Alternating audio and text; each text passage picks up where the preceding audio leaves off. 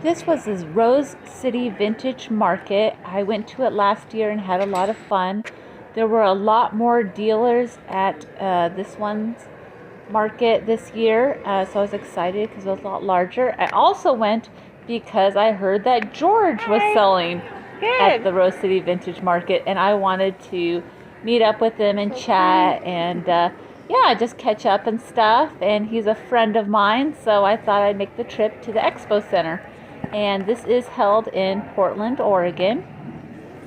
The first things I spotted were some books on antiques, and I like to pick these up even if they're outdated, because then it helps me to research certain vintage items, glassware and such. There was a lot of jewelry. I think this stand here had fairly good prices on their jewelry. They had a lot of it. It was a full back of the booth and trays. I'm not exactly sure what the prices were, but I think they were set prices anywhere between $4 and $15 around there.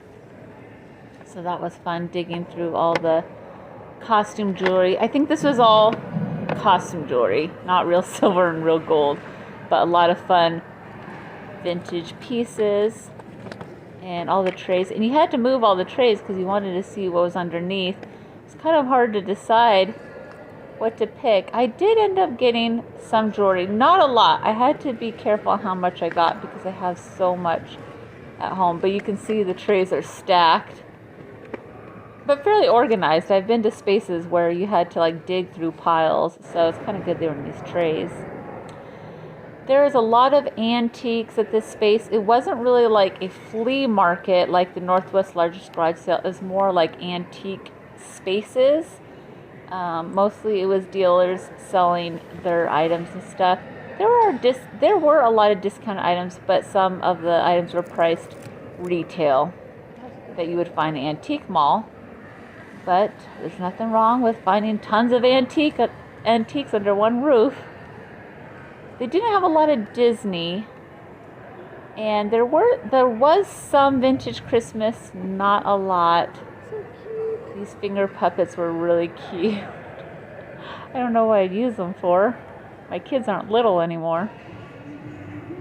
I always like looking at fun postcards. These were some vintage postcards, anywhere from the 30s to 50s. They were the kind of the nylon ones that had the great graphics and colorful pictures. If you pause on this video, you could read some of them.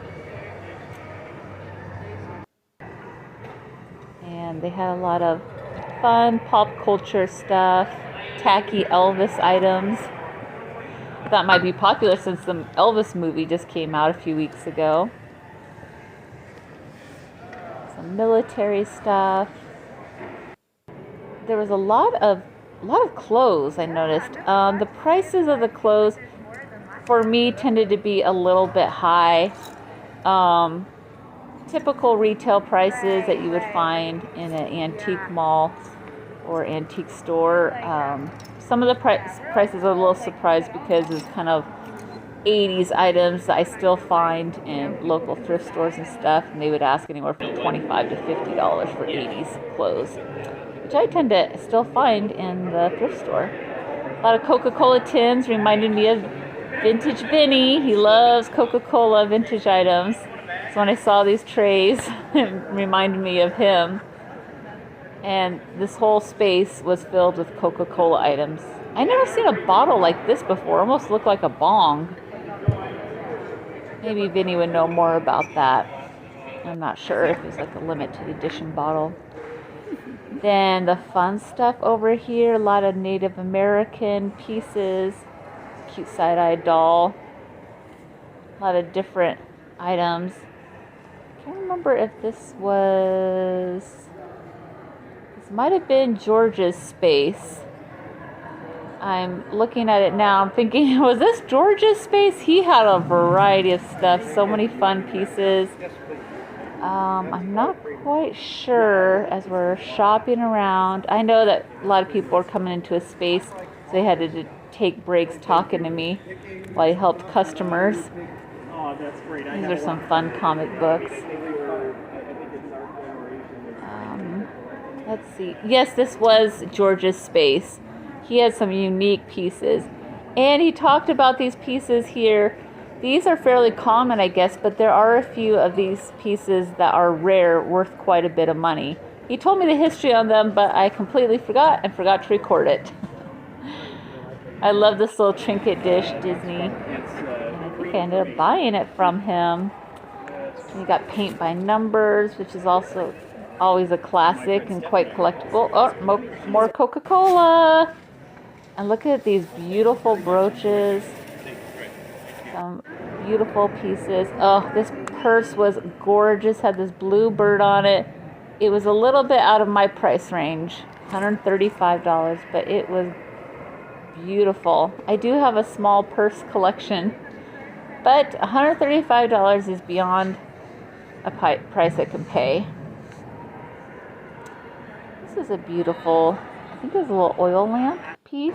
Look mid-century. I know beer or what do you call them? Pulleys can be worth some money. Oh, Cupid doll, my man Misty. Someone drew on that Cupid doll. They had fun. Some stuffed toys. I liked looking through the buttons. Sometimes you can find some really funny ones. These were all pretty generic. I think I have that one. Kiss Me, I Don't Smoke. I have that one at home. Let's see. Yeah, I'm a swinger. Extra coin. That could be a fun button. Have you played today? That could be a fun button. Or Super Mom. Most of them were pretty tame. Make Ross the boss. A furrow. That brings back memories. Yeah, nice and organized in this little turning tray. Yes, there really is something. Kauai loves you. And then over here, some fun little figurines. Kissing monkeys with real hair. It's interesting. I don't know what that was for, just for decoration, I guess. Oh, this was so cute too. I don't think I got these little hankies, but they were adorable. Sometimes those little kid hankies can be worth money. And I have this Peanuts cup, but in a red color, and I've never seen it in pink. It's unique. And here's George. I got a picture with them. Yay! And these dolls were really creepy, especially twin bald dolls. Oh, and this phone I used to have in my room. It was very popular, that see-through phone. And they had some cool patches, especially if you like to decorate a jean jacket. These little Star Wars figures were pretty cool. I think I have a few of those at home.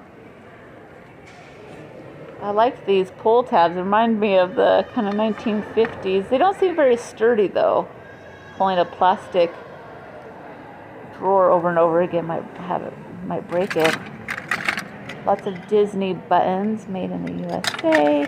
Some of these Disney buttons you get for free if you go visit there, and they give it to you as a free gift. Because I've gotten a few of those. They want $3 each. A nice little profit there. Yeah, like the first visit, you can get that at the information center. These were cool. These collectible coin and cards. I don't collect stuff like that. I don't have the space for it. And then they had a little bit of Halloween and like one space, some very collectible pieces, rare items. I thought these were funny. I'm not sure what they would be, like a gag gift or something. Like ladies stuck in a bottle. It was interesting. And some of the clothing items were so gorgeous. Most of them smaller pieces. Lots of leather, 60s wallets. Cool, unique signs. Oh, this was all hand painted. This guitar, I thought that was really cool. It'd be fun decor. Some mid-century glasses, looks like crackled glass. This beautiful Victorian jacket. I'm not sure if it's real or not. The leather was gorgeous on this, hand painted again.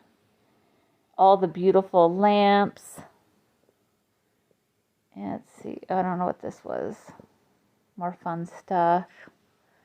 There was one space that was all military, very rare pieces, a lot of old signs and cars. Yeah, a lot, and all these Christmas items, Christmas in July.